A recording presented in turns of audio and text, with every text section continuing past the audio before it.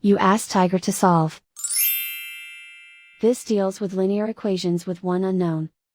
The final result is x equals 8. Let's solve it step by step. Group all constants on the right side of the equation. Add 6 to both sides. Simplify the arithmetic.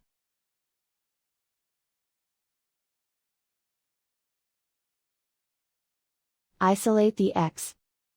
Divide both sides by 2. Simplify the fraction. Find the greatest common factor of the numerator and denominator.